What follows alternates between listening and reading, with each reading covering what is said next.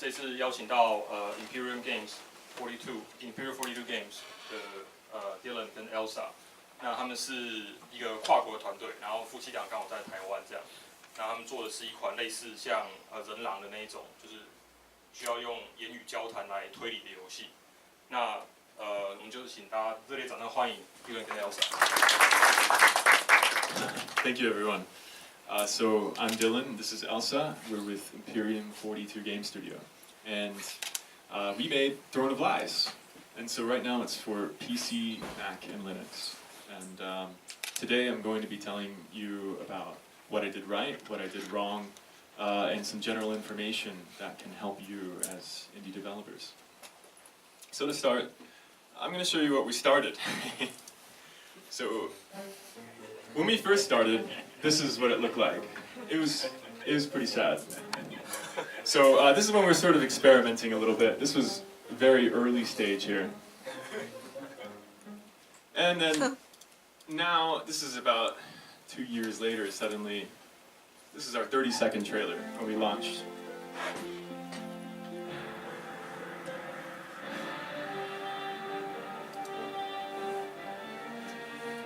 So we're a 3D social deduction game, and this means that there are good guys and bad guys, and the good guys have to figure out who the bad guys are.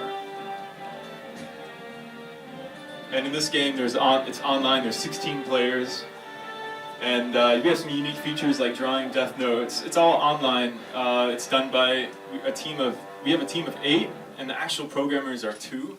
I'm one of the programmers, and the other programmer is in the United States. And to get started, let's go. So I told you a little bit about who I am generally. I'm American, I'm half British. I've been living here with my wife, Elsa, for about 3 years now.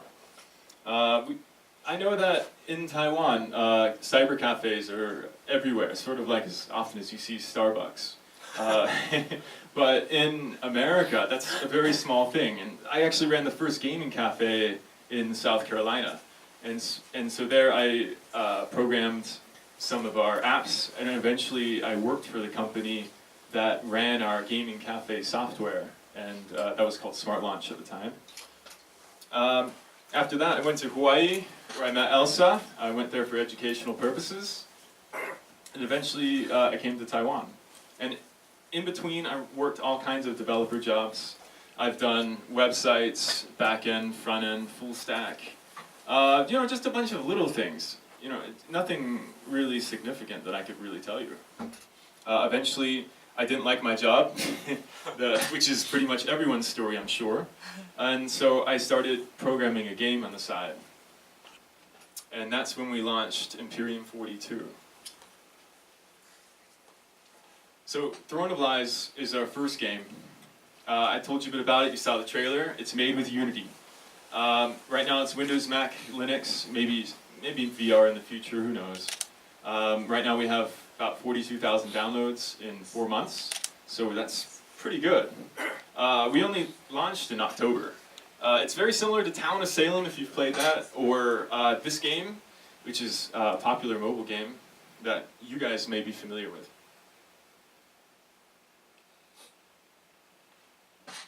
So to start, I knew no Unity. I knew nothing.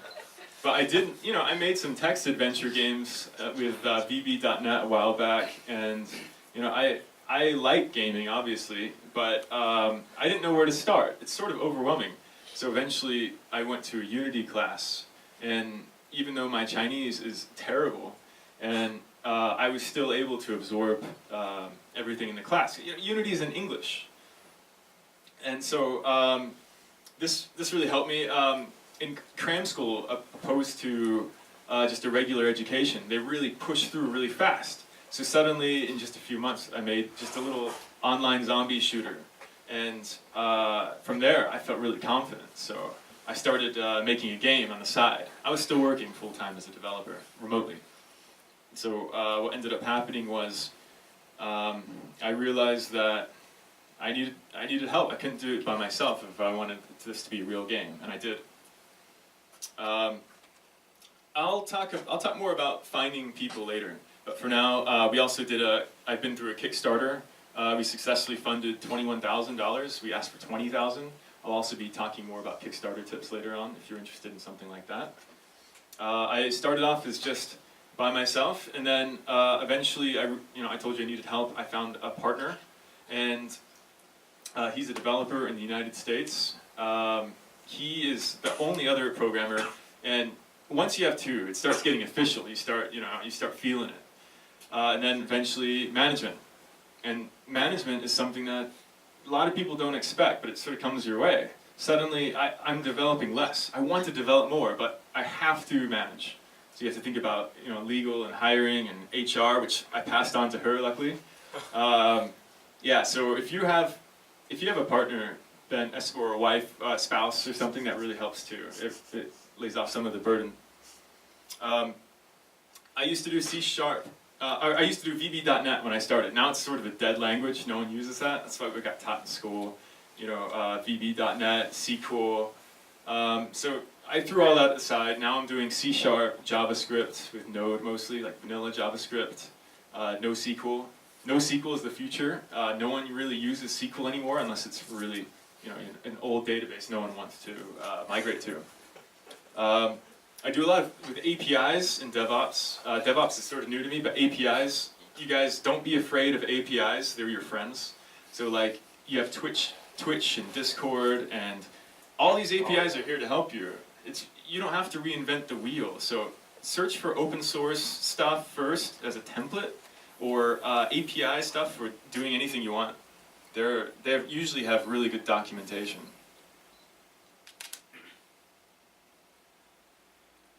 So I'm going to teach you how to run a worldwide studio. What you do is, it's overwhelming, so you start with one, and then you find more. And so where do you find more? I'm going to talk about that really soon. But what you do want to do is, when you hire people, you want to give them the rules up front. This is something you guys can definitely learn from my mistakes. So you want to have a contract at the very beginning. You can Google free templates. You don't have to hire a lawyer or spend any money. Just Google it and edit it just a little bit.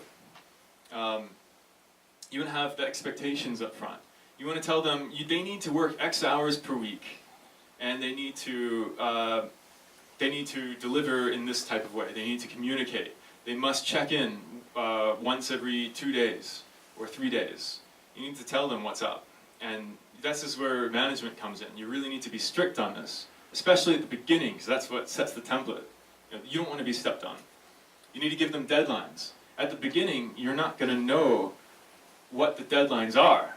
You're going to say, oh, I have no idea how long this takes to make. But what you're going to do is you're going to make a deadline anyway. You're going to guess. So you're going to say 3 days, 2 weeks, it doesn't matter. Eventually, you'll start to learn how long things should take. And if they need to extend it, they'll tell you. This is also a good way to see if you can trust your employees. Because if you're working remotely like I am, then you've never met these people before. And that's where it comes to trials. So trials, what you can do is when you hire someone new, especially remotely, give them a 30-day trial. When you have 30 days, you can make sure that they perform exactly the way you want them to perform. And if something goes wrong, you could say, sorry guys, that's the end of the trial. This was a trial run. It also gives you sort of an excuse to be sort of hard on them, because the beginning is everything. And that's how you can tell if you trust them or not. Communication is the most important, especially for remote teams. But even if you're in person, it's remote. Communication is top key. So Discord is what we use as the number one. So Discord has really changed our development cycle in the form of, we have one public one and one private one. So the private one is internal for the company. So we have a news section, we have a high level to do, we have a section for PR, marketing, legal, development, and you can code bots for that too. I'll talk about later. You can also use Trello. If you guys have not used Trello before, it's sort of a Scrum, Agile type board. It pretty much contains lists. Actually, I think I have it pulled up here. I can just show you what it looks like. Where's my mouse? There we go. So you can organize it in different sections. You can sort of see a little bit of secrets that we're doing. So we have like a big backlog dump of things. This should be tons of stuff. Anytime you think of it, just write it down. Move it to things coming soon, even sooner, and then you can assign it to whoever with different priority levels, and then drag it to done. It's pretty satisfying to see done. Whoops. So trust is a big deal, and that's why trials are really important. You want to keep your promises, and if you can't keep a promise, that's the point of the communication. So if you think you're going to be, if you feel like you're starting to become sick, give a warning to the team. If you're coming up on a deadline and you don't think it's realistic, tell them. You know, everyone can be very forgiving as long as you communicate. Then everything is under control. It doesn't matter so much if you're late. It just matters that if you're late and nobody knows, that's when people get upset. So that said, you should work as a team and be understanding of each other, because eventually, you'll have things that come up too. And as long as you're not, as long as they're not making excuse every single week, then I think it's okay. You can find the humor in cross-culture issues. So we have an artist in India, and sometimes we have the communication barrier. And so sometimes I'll explain what I want to see in an art illustration. And sometimes it doesn't come the way I want it. So what I end up doing is, instead of telling him in English what I want, I'll tell him in English for the basics, but I'll launch up MS Paint and I'll doodle something and show him a picture of my paint. And it ends up being really funny. I actually save it. Sometimes, you see those memes with a horse, where it says, how to draw a horse, and it shows just some basic drawing and then a full, beautiful horse. Yeah, something like that. It gets pretty funny. But yeah, because it can be frustrating too, so you gotta find the humor in it, because that's the way to go. And when you're talking about teammates and management, you need to learn to move on or adapt. At first, try to adapt, and then move on. So it could be said about gameplay elements. Let's say you really want gameplay elements to work. Like, for example, you could see in our trailer, they can draw death notes. They can draw on that. And so at first, we couldn't figure out how to send it over the multiplayer network so that everyone can see the same image. And then at first, we were going to abandon it, but then we just, we knew that it was a lot of code to swap methods, and so we did that and we adapted and it worked. But some things don't work, and sometimes you just have to move on and accept that. And I said earlier, the same thing can apply to staff. So let's say you hire someone. In our case, PR guys we find are the hardest to hire that are, real. And so sometimes you'll hire someone and their expectations don't meet your requirements. And what you do is you can try to adapt, what we do is we have a software we use called Time Doctor, which is really useful for remote work. It's like $10 a month, and you can track their time and stuff. They'll take screenshots. It's a little bit intrusive, but usually you use it for disciplinary action. Anyway, if that doesn't work, you have to move on. You have to get rid of them respectfully, of course, and then try to find someone new. For example, our PR guy, we had to get rid of him. We got someone new, and he was amazing. He's been doing great. Our engagement went up, all this stuff. If we would have done this a long time ago, then there wouldn't be any stress. So yeah. I mentioned earlier about Trello. Scrum and Agile tactics are important because you really need to keep track of what everyone is doing. It's also good for morale to see priority levels and who is working on what. So when you see that everyone else is working together, it really raises morale for the entire team. And then it also means you don't have to really ask questions what people are doing. You're poking them. Sometimes some people don't like that. Of course you can ask what they're doing, but you don't have to, which is sort of nice. So all the developers here, the software developers, the programmers, you probably know about Git. But you may not know about GitLab. Mostly most people use GitHub. That's sort of the flagship.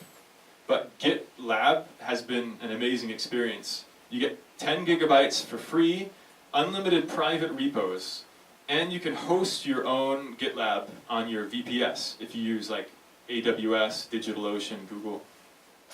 And so they also have support for continuous integration, and that's also free. This means that they have support for, if you push and you have a special keyword, you can make it so that it will automatically compile for you and push to Steam or something. So you have automatic building and automatic uploading, which is super nice. That's something that we haven't done yet, but we really, really want to. And so that's, you gotta look at the future. So if you want something like that, use GitLab instead of GitHub. Reddit has been a big part of our life. We like reddit.com/r/gamedev. And here you can find so much for free. I'm talking about music. Like anytime someone goes to GDC, a group of open source composers will put together a bunch of royalty-free music. And when I say a bunch, I mean like 500 gigabytes worth of free music and sounds, sound effects, everything, and art. So you can get so many things there. And what you want to do is, especially when you're starting, you can just use placeholders. You know, I mean, you don't have to have the final product at the beginning, especially since at the beginning you just want to prototype and show off the product to get more teammates and maybe investors or something. So when you're hiring staff, there's also a game dev branch called Game Dev Classifieds. That's where I actually found half of my team. So, I mean, just going from this to this Reddit place and hiring someone, just really, you know, the game wouldn't exist without it. We had a zero budget when we started Throne of Lies. Zero. And so what we did was we did profit sharing. So we'll say if you work, say, every 3 hours per week you work on Throne of Lies, you get 1% of the company profits. So this encourages people, but it doesn't encourage everyone. It's not for everyone. But if you're on, for example, Game Dev Classifieds, people are specifically expecting profit sharing. So you can launch a game like Throne of Lies and not pay a penny until you actually start making some money. So especially if you have a remote team. I work at home. I don't have an office fee to pay, and the remote staff, you know, profit shares just, it really helps if your budget is not huge. And that said, you should still have some savings before you start, because yeah, you will find unexpected things, and the more money you have saved, the more secure you'll feel. And if you have a spouse, the more secure they'll feel too. You know, because if you suddenly say you're quitting your full-time job to make a video game, you may get some weird looks. But yeah, so before I quit, I made sure that I had savings. I made sure that we had staff. I made sure that we had a small scope. And so when I say small scope, I mean I wouldn't recommend going out and making your first video game an MMO. You know, that's huge. And when you're hiring people, you know, people aren't likely to follow you because they can't see the light at the end of the tunnel. You need something where you can see from A to B. In our case, Throne of Lies, we know that it's a tabletop game. It's like one room. And you know, you can have other rooms, but it's mostly focused on one room. And I can list everything about the game on a Google Doc. If you can't do that, your scope is too high. So be sure to you need to list the high-level architecture, which I'll list soon. And so this is sort of fluff talk, but you know, if you're stuck, just keep researching. Don't give up. You know, Google has all the answers to everything, and you may be stumped for, you know, maybe you just put a comma in the wrong place or something. You know, it's the same thing. All programmers, especially, can speak for this. You usually find the answer by realizing you did something stupid. So we found that DigitalOcean has been really useful for our experience, especially for an online game. But even if you have an offline game, it can be very useful. So if you have a VPS, DigitalOcean is cheaper and gives you more stuff and is more simple than AWS and Google. And I highly recommend it. In our case, we started off with a discourse forum. Because whether you have an online or offline game, you want people talking about your game. You want people discussing it. And so Discourse is a Ruby-based forum. It's very live and active, and it's free, which is most important. I pay $20 a month for my DigitalOcean and have this Discourse. And it's like a forum, but you can, it's all live. So you can see people are typing a response. You can paste images directly in. You don't have to refresh to see conversation flowing. Twitter uses it. EVE Online uses it. It's good stuff. So I want to talk about backend as a service, BaaS.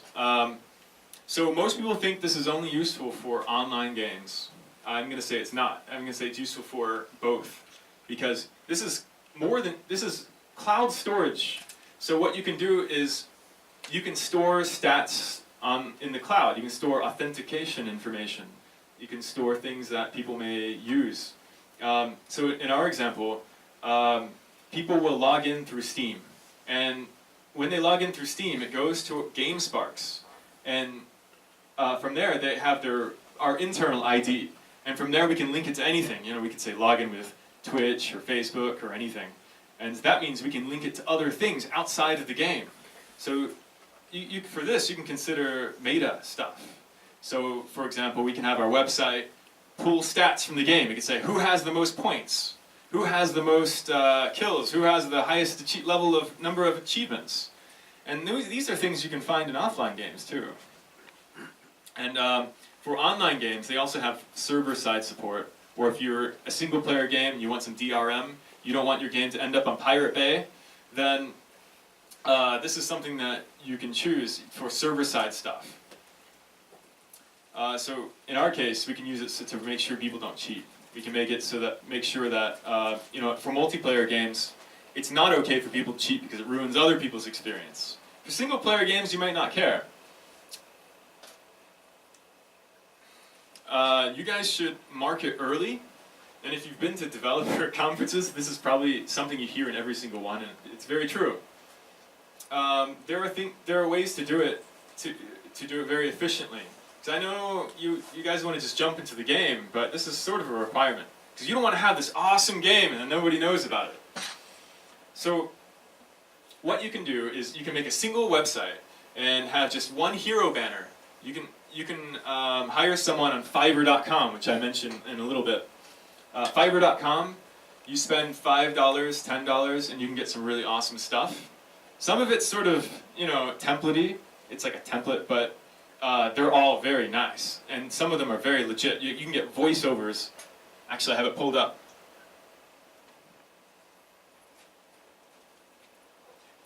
For like $5, you can get logo design, you can get like a single page website, voiceover. We have, our original Kickstarter trailer had a 2-minute voiceover. I paid $20 for it, and the guy sounded amazing. The guy sounded like some celebrity. Oh, it was great. You think that voiceovers are really expensive? They're not. Go to Fiverr.com. This is an awesome site for, some things you gotta beware. Some of the services are just terrible, but half of them are amazing, and they'll save you tons of money. Yeah. So let me go back to my slide here. Yeah, so when you market earlier, you have your single page website, you have all your social media set up, like Twitter and Instagram. Instagram's getting really, really popular lately, we realized. And have it all linked to your website. You have a sign-up form with just only asking for first name and email, nothing else. Now, 100% ask for first name because, as a new company, your email is going to be sent to spam. And they have huge filters. If Google doesn't recognize you, or Yahoo, whatever you use, you'll be sent to spam 50% of the time. So when you say their first name, like hi first name, hi Dylan, it goes through the filters. Google thinks, hey, you know this person, so we're going to go through, even if you're new. So this is something you want to do. Also, email lists have value to you, and also for future games. You know, you can say, hey, you played our first game, check out our second game. You think it for the future. I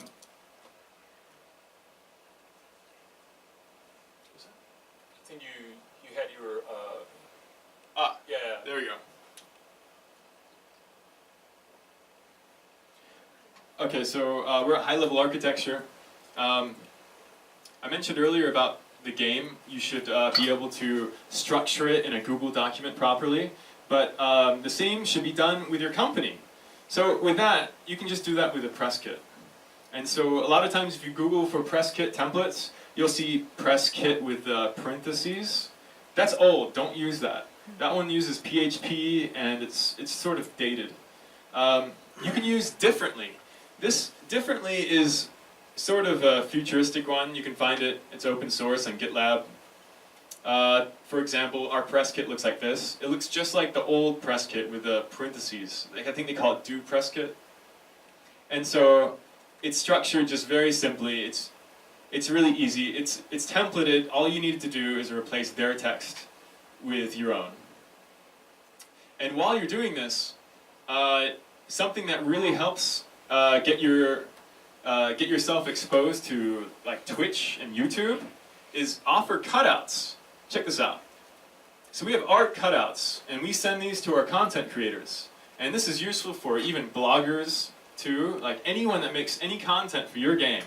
They have high quality assets. Like, so if I click this, it's going to be a giant high resolution image, which is probably going to take forever to load. And it's huge. You can't see it, but it's transparent. So they can use it on whatever article, or if they're making, you know, YouTube, they have the thumbnails. So they can make it effortlessly, over and over. And that encourages them to play your game.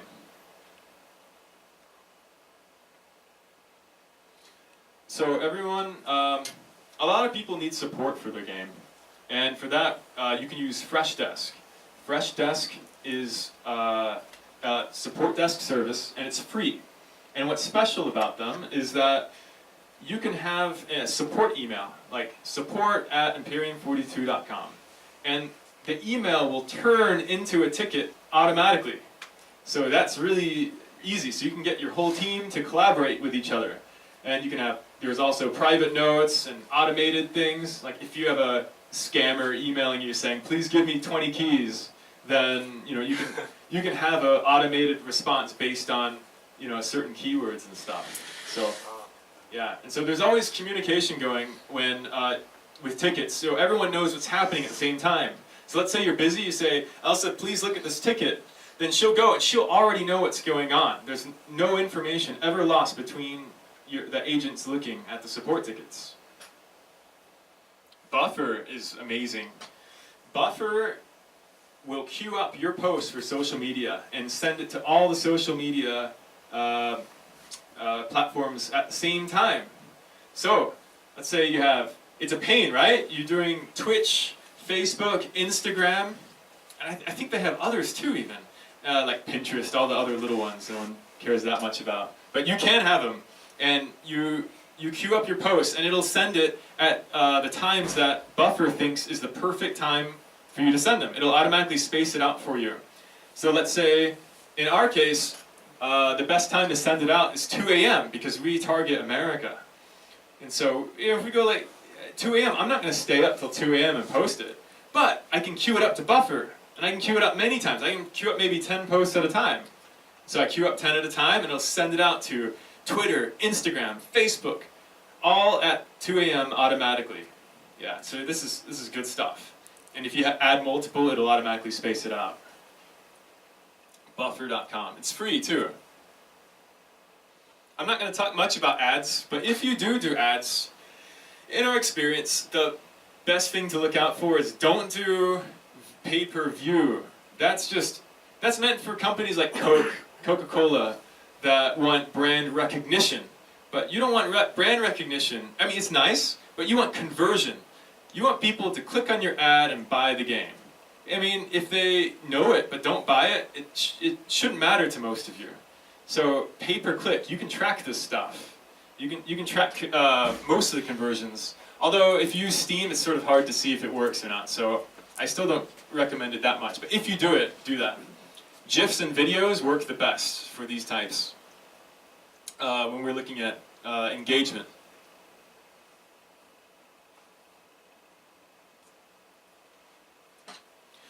So what have I learned? Read the fine print.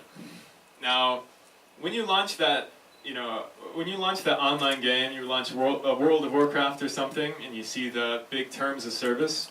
I know everyone just skips past that, but now you're in management, so you need to read this stuff. So, for example, we were choosing between our back-end as service, and at the time we chose PlayFab for our very first one before GameSparks.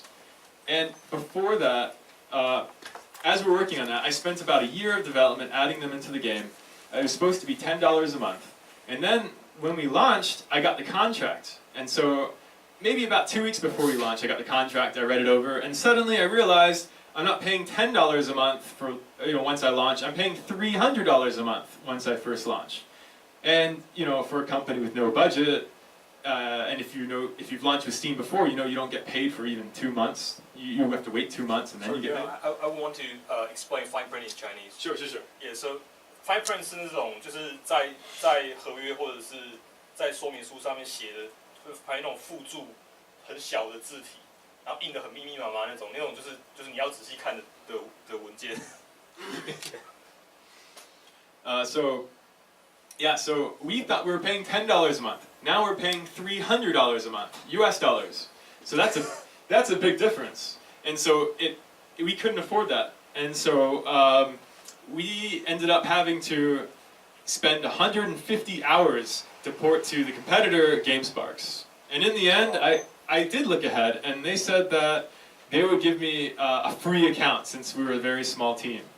And so you guys can do that too. If you go to GameSparks.com and you have a small team, small as in full-time, you can get a free GameSparks BAS account. And as long as you have under 100,000 people per month, which is a lot, we don't even have half that, then you get it for free with no limitations. It's awesome. So as for PR firms, a lot of people, they wonder if they need PR or not. And the answer is probably no, almost every time. The PR guys, what I just taught you earlier about buffer and all that, they're using that. You can do that. It seems like they're doing a lot, but all they do is they know the tools. And we actually hired a PR firm at the beginning for our Kickstarter. And we spent too much. We spent like $2,000 US, with $3,000 US, which was all of our budget on PR. And so this ended up being a mistake. So in the end, I realized that bloggers and news people for gaming, they don't really care about Kickstarters. People have Kickstarters so often these days that it's just not news anymore. And then so many Kickstarters don't actually come into real games. So people are afraid to cover you if you have a Kickstarter. It may be better if you're new, if you actually launched, but even then, you can actually Google for press release companies instead, and you pay maybe $45, maybe $50 US, and they will distribute out to maybe hundreds, thousands of emails and companies. You can do this yourself for $50 instead of $3,000, because just what I told you, this is what they do. They know the tools, they know the sources, and if you know what to Google, you can do it for so much cheaper. So just skip PR firms. If you're going to do a PR firm anyway, at least go to their website. They'll always have client lists. Then contact those developers directly. Yeah, so somebody recently contacted me, because we're on their website still. They asked me, what do you think about these guys? We're about to spend a few thousand. and we didn't have very good things to say. And so we may have saved them some money. Yeah. So you want to set your public milestones 2 weeks after you're ready. We made a mistake. So when we launched our alpha for the first time, we launched on the same day we were ready. We said we think we're gonna be ready by this day. Well, we were, literally. So there was no buffer time in between. What ended up happening was we were in a rush, we couldn't sleep, we had to test 1,000,000 miles an hour. We were stressed. It was a very stressful time. And if we would have set our launch date maybe 2 weeks or even a month after we're ready, we could polish it a little bit. We could take our time to test it. Lots of times there's always something small that, something small maybe takes 5 minutes to change but may have a big impact. For example, let's say you have a tutorial and your tutorial button didn't work or something. Then, just an extra little bit of time after you think you're ready, it really makes a difference for, not just for the players, but for your whole team and your body. We use Wikia for our documentation, our rules, our external localization. We don't have localization in the game yet. Yeah, I know, I'm surprised that you guys showed up because we don't have Chinese localization yet, so thank you guys for coming. So it's pretty embarrassing, but we do have external localization right now. And so what I mean by that is, I think I have Wikia pulled up. I do. So here's the English one. We actually have our community translate for us. And because in exchange we give them free keys. Some of them just do it for free.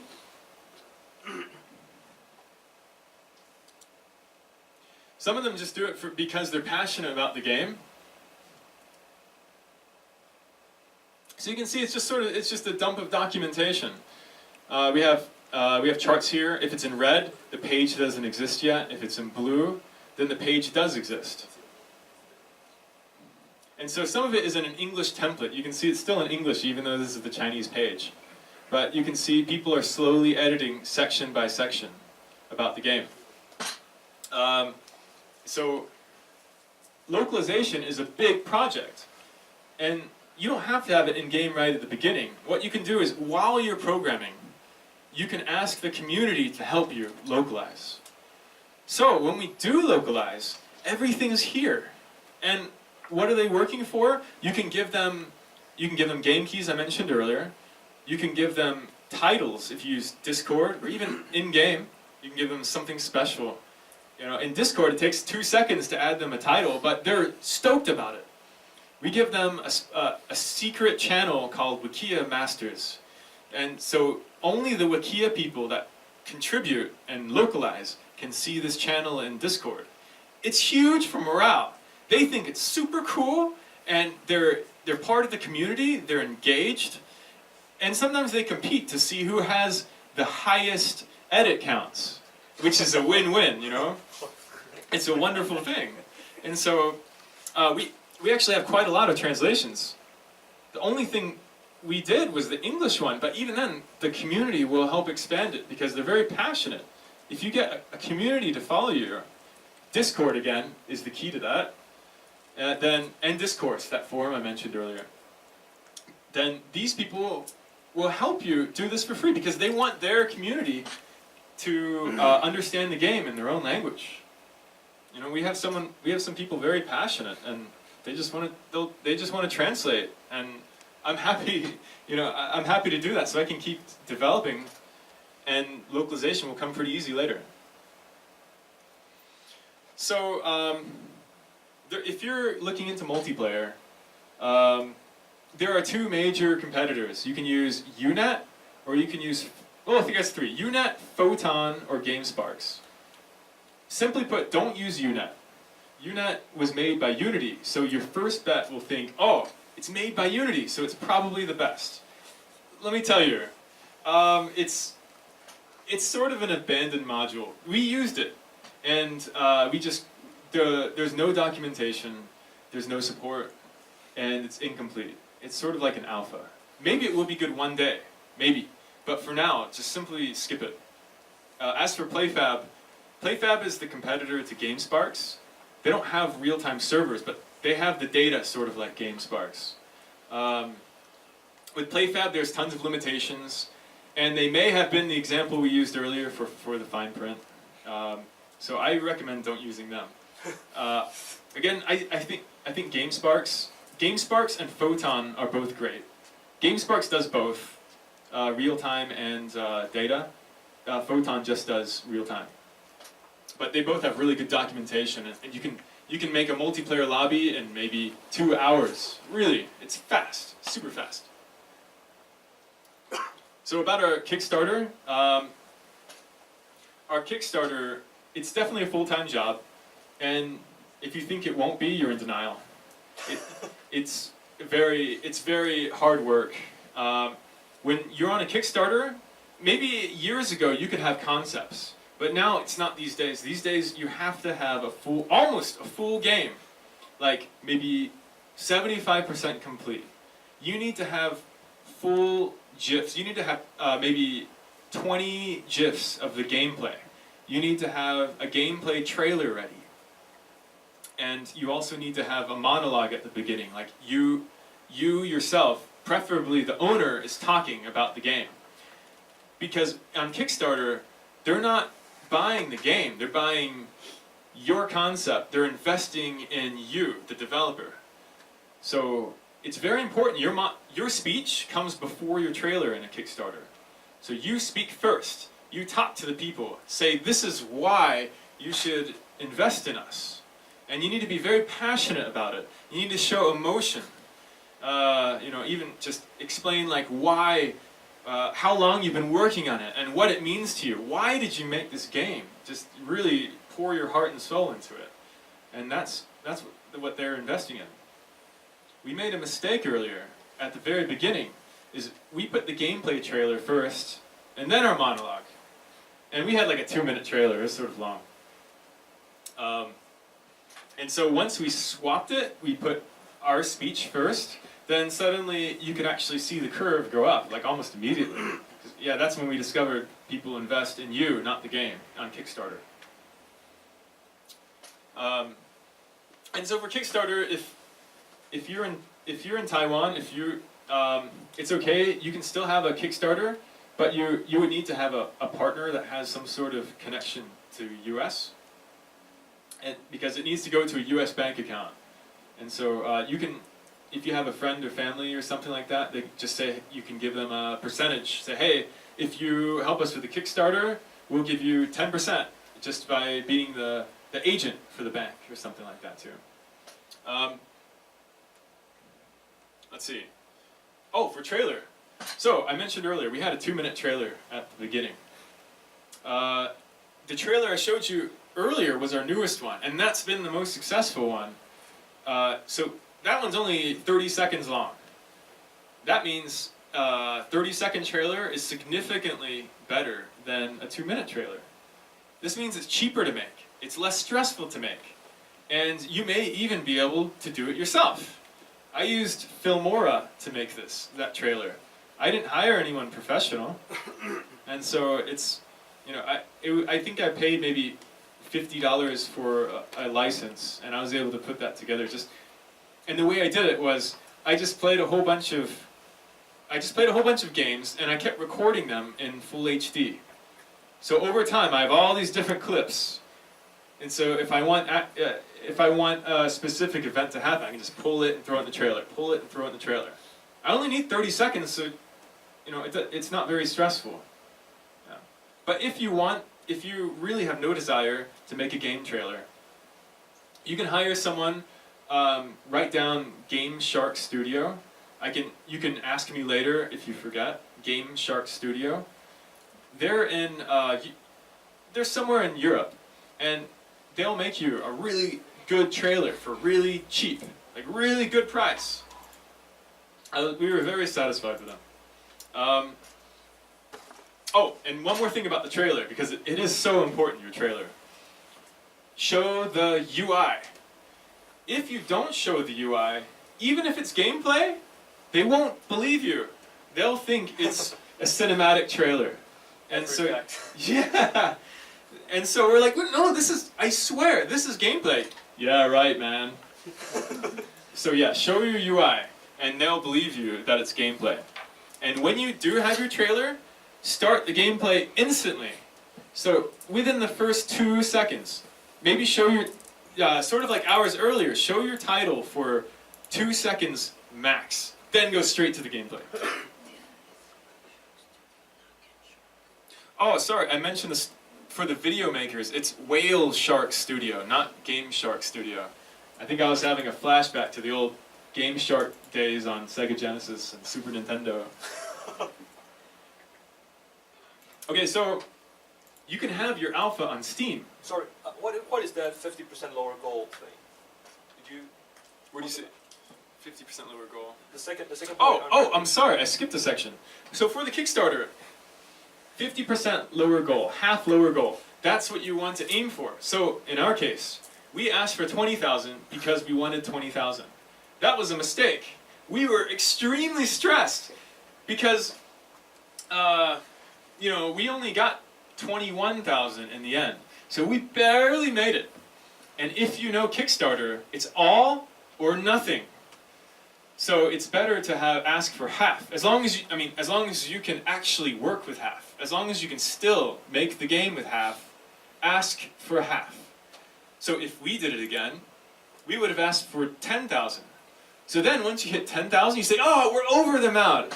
If we hit 20,000, we can say 200% funded.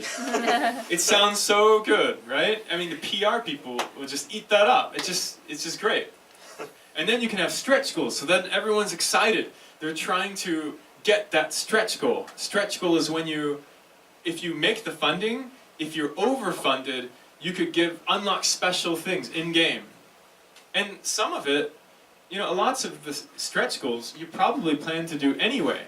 But if you're funded, you could say you'll do it faster. You'll do it like, you'll release it with this feature, or maybe an extra class. And so that really helps your funding. So yeah, your alpha, you can have your alpha on Steam, and it doesn't have to be early access. Early access right now does not have a good vision. Like, when you see an early access game, then people are skeptical. They're suspicious. They may not want to play it. And if they do, they'll judge it as if it's a full release game. So you may get negative reviews for, with AAA expectations, if they run into bugs. And so what we did is we had a closed alpha and beta. And when I say closed, I mean you could buy keys from our website. We use Stripe, by the way, S-T-R-I-P-E. And so at first we used Stripe, but if I did it again, we would use itch.io, itch.io. They're free, and you can just upload a bunch of keys, and they'll buy it, and you can choose how much commission they get. It's really easy and pretty much free. But the benefits are huge. So let's say you submit your game to Steam. Right now, you don't have to have it voted. They changed it. All you have to do is pay $100 US, and your game is on Steam. It doesn't mean that it's launched yet. You just as soon as you know that your game is going to be official, then you do this and you make a store. So your store is going to have your gameplay trailer. It's going to have screenshots, and most importantly, it's going to have a coming soon. You can say when the date is optional. Coming soon, Q4 2018. And most importantly, a wish list button. Add to wish list. This is huge. You can have your game launch a year later if you wanted to. And you have that store there. Remember that I mentioned early marketing. This is early marketing. And people are adding to their wish list. So when you do launch, every single person that added your game to the wish list will be notified saying, hey, this game has launched. You should buy this game. So that really helps. So our, for example, I think I have our store page. Let's see, store.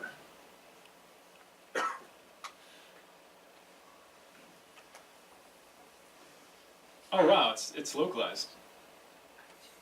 Oh, she changed it. So when you have the store page, even if you're not live, you can have it look exactly like something like this. You just put, you can put a little graphic, say who's on the team. This is really good for also if you're looking into investors or team members.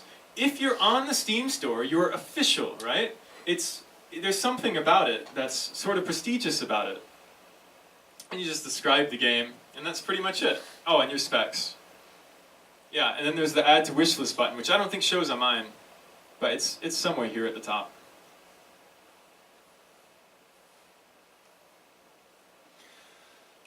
And so when you have Steam, it's free marketing. You may as well do it. And also it helps you for your release. It makes your release way really flowing. Because in these days, people don't want to download a third-party application. They don't want to download just an exe file or something. It looks sort of sketchy. Maybe they'll think it's a virus, or maybe even your antivirus will pick it up as a virus, even if it's not, right? So you want something that people can trust. People trust Steam.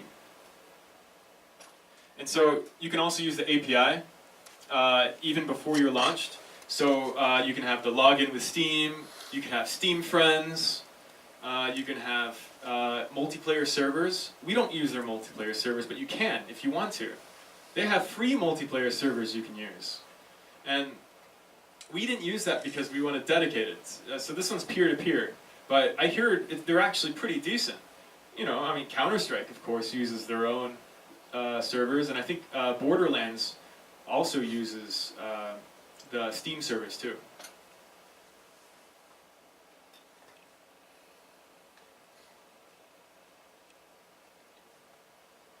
Okay, so Discord is a really big part of our game, and I told you. So we have the company server, which is private, and we have the public one. Then what you want is you want community moderators. And these guys don't just moderate your community. They're almost like lower level developers. They're probably going to end up being more knowledgeable about your own game than you, because lots of times, yeah, you're more often developing your game rather than playing it. And so someone once said that if you like video games, don't make video games, because you won't be able to play as much. Anyway, Discord, you can do so much. It's sort of like Slack if you've never used it before, but for video games. But it's even more than that. I mean, I would use it even for not video games. You can program bots to do anything. There's a really good API called discord.js. You can use that for free. And for example, we use it for in-game engagement and moderation. So what we can do is, we can type in a bot command to suspend a player in-game, or to warn them, or to grant them gold. Let's say that someone translates your game for you. I can type in like !, grant gold, and boom, and then it grants this user gold in-game, even though I'm typing it from Discord. So you can think, oh, and also Discord just recently added rich presence. This is sort of like Steam, how they know what you're doing. Steam will say, he's playing Throne of Lies. And Discord goes even deeper. Discord will say, he's playing Throne of Lies, and he's on day 2 in game, or like his game is just finishing, or something like that. There's even, and sort of like Steam, there's even a join button, or a spectate button you can use. So there's a lot of stuff you can do. People go crazy about titles and praise and stuff, like recognition. Because in our Discord, we have 12,000 players. And it's really hard to stand out when there's, we have an average of 2,000 players online at the same time. So the list is it's just a dump of players. And so what ends up happening is people want to stand out. And so when they contribute to the Wikia, or they report bugs, you can have a bugs section, a bugs channel, and a feedback channel. If they help new players a lot, you can grant them titles to make them stand out. And this really boosts morale like crazy. And for any of you that play online games, if you attend like a GM event or something and you get an exclusive title, it's so cool, isn't it? It's the same thing in Discord. Players feel cool about it, and it makes them want to engage even more in the community. And what you can do too, as game developers, you can have an official game server. So you can see our URL is actually discord.gg/TOL. And so that's because we're an official game server. It didn't take much to do it. All we did was fill out an application and say, hey, we're the real developers, and this is the game that we're supporting. And so suddenly you get an official verification, you get the URL there, and then when people join it, you can actually get let's see, discord.gg/TOL. You can actually get some splash art, and it makes it look super cool. It looks very official. So, oh, there it is. So it looks sort of like this. And you can customize the art in the background. So when you make your games, a lot of people are going to request game keys. They're going to say, I'm Press. I'm a famous Twitch streamer, and I want to play your game. And they'll say, I have millions of views. Trust me. And they're going to ask for keys. So what you do is you say, hey, come to Discord, link your Twitch account, link your Twitter account, or they can also support Steam. Link your Steam account, and we'll give you keys. You'll find very fast that half the people never come to Discord because they're fake. Yeah. Yeah, so more than half, I'd say about 75% of the people that ask for keys are fake. So, Discord, because you can link your accounts, this has been an invaluable tool to verify people, to see if they're real or not. And ever since then, we haven't seen any keys on, Kinguin and G2A. Speaking of which, if your game does end up on Kinguin or G2A without your permission, you can send them a message and say, like an official message, say, hey, please take it down and blacklist. And then make sure you speak to the manager. We did that, and they made sure that they won't show our game on Kinguin or G2A ever again. And so I'm sure this helps some of you guys out there. You know what I'm talking about. So in your Discord, you also want to have, I mentioned earlier, a feedback and bug section. Just have them dump it there. You can have some bot commands for FAQs, like how to get your logs to post it in the bug reports, FAQ for like your links, or anything complex that you say over and over. You can have it all bot commands. And so it's sort of like if you ever watched a Twitch streamer, you can type exclamation mark and a command, and lots of times it'll give them links or information. You can do something like that. And then news have a read-only section for players to see. You can tag everyone so that even if they're offline, they'll eventually see it. Let's go to the next slide here. So let's talk about Unity.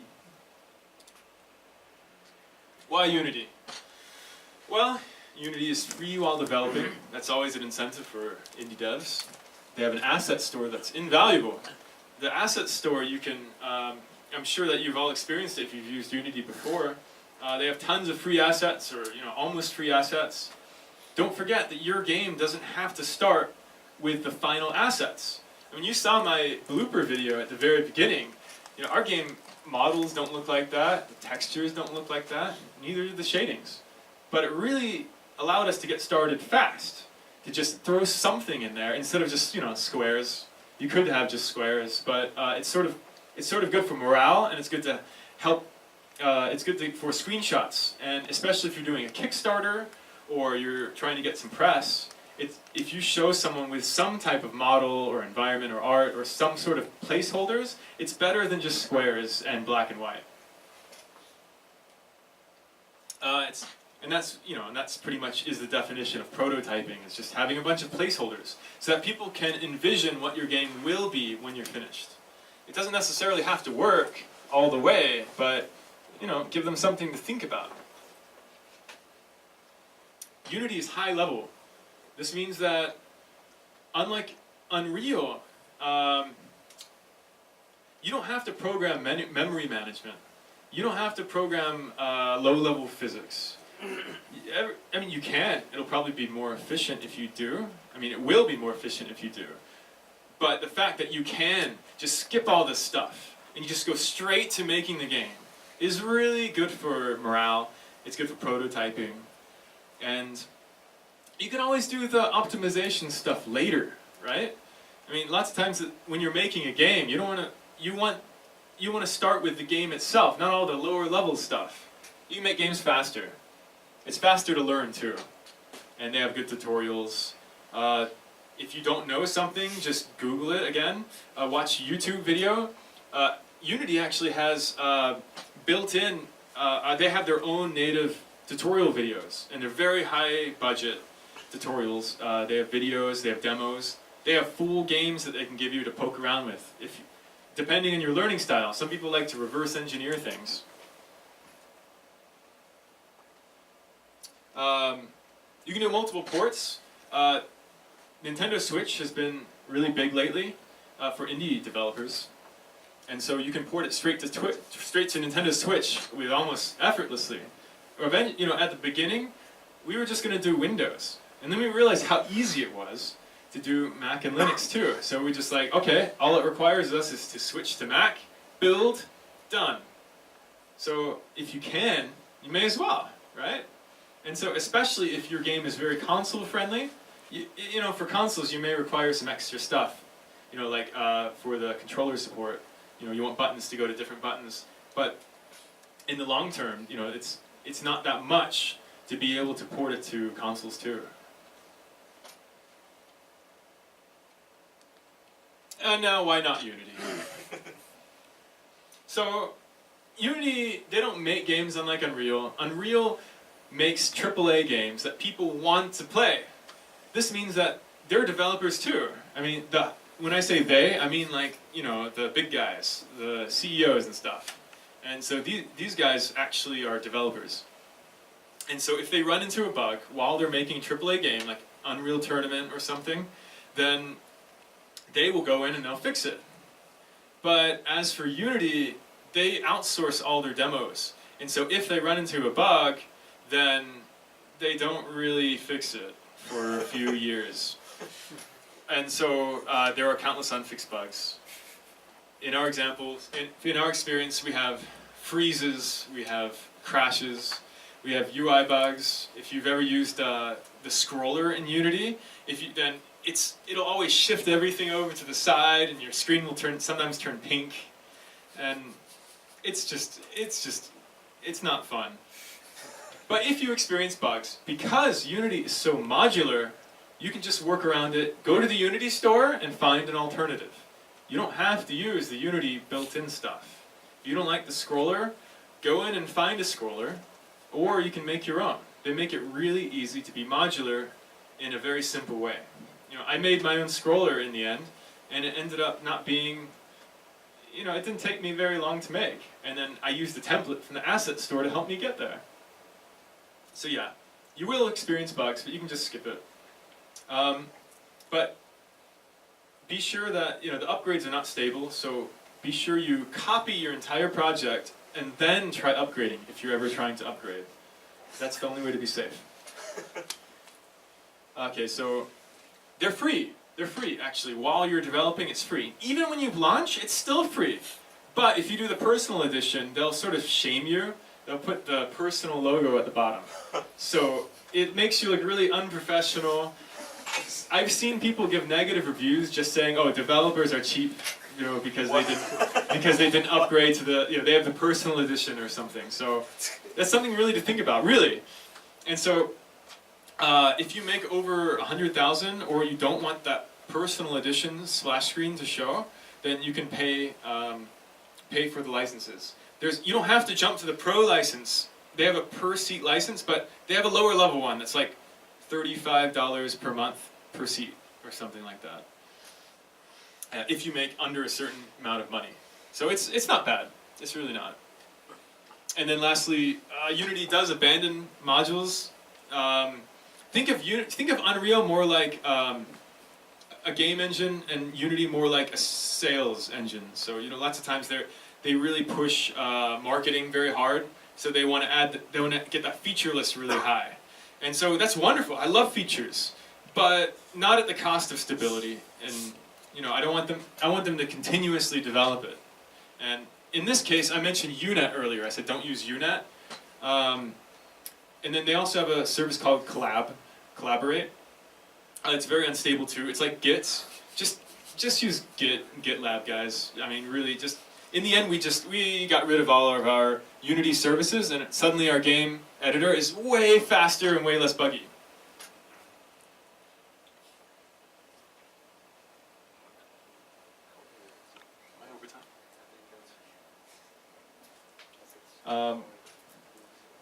So really quickly, what I plan for the future. We have a private API, and the API is so that it'll spread out to other services and stuff, like Discord. We want a public one so that people can make community sites without involving us. They can have stat sites and stuff, whatever they can come up with. We want to improve our UI and UX experience.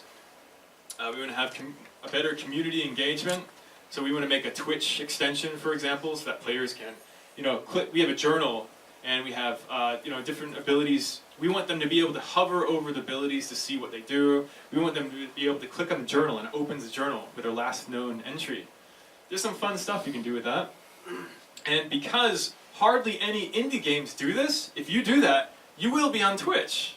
Because audience engagement is a very rare thing in Twitch. And streamers have to work really hard for it. So if you can give them something, then they're more likely to play your game.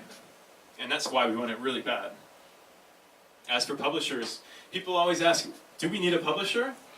I would say that if you're doing PC, Mac, and Linux, I would say no, you don't need a publisher. Except if you're going to China, because they have all these rules, they have tons of rules, and you want to get on Tencent, and especially since we're in Taiwan, then, you know how that goes. You want it to, they need to approve everything and make sure that, you want a publisher to do that. And also your art assets may even be localized too. So it's not just about translating it to the local language. It's art, it's community. Even the website will look different. It's localized. You want everything a little bit tailored towards that specific demographic. But yeah, I hear that if you do a mobile game, almost every person I hear says, if you're doing a mobile game, you do want a publisher. Because there are so many mobile games out there, the publishers will help you stand out. We want a physical card game, so if you're making games, then you may as well branch out as much as you can. And so we have this game concept, and we realized it would make a wonderful physical card game. And so we don't even have to make it. We just have to find a partner that's very good at making these types of games and say, hey, we have the concept, and you can build this. Let's work together. And so that's, you branch it out as much as possible. And then we eventually want to keep going with new games, although we want to keep updating our current one. So, if you guys have any questions beyond this, let's say we have some questions and answers, and then later on you go, I forgot to ask. Just go on Discord and ask me. I'm I42xblade, the link there. If you go to that link on the right, throneofli.es/blah, this has everything we talked about tonight. It has this PowerPoint presentation in PDF form, and it has some of these links. So if you're going to just remembering something, just remember throneofli.es/blah. It has everything. So, do you guys have any questions for me? Sorry. So I think we already run the full hour already. Oh, okay. So I think we can take a very short break. Okay, sure. And we come back for the Q&A session, like for maybe 20 or 30 minutes. Yeah, sounds good. 好，请大家先掌声鼓励。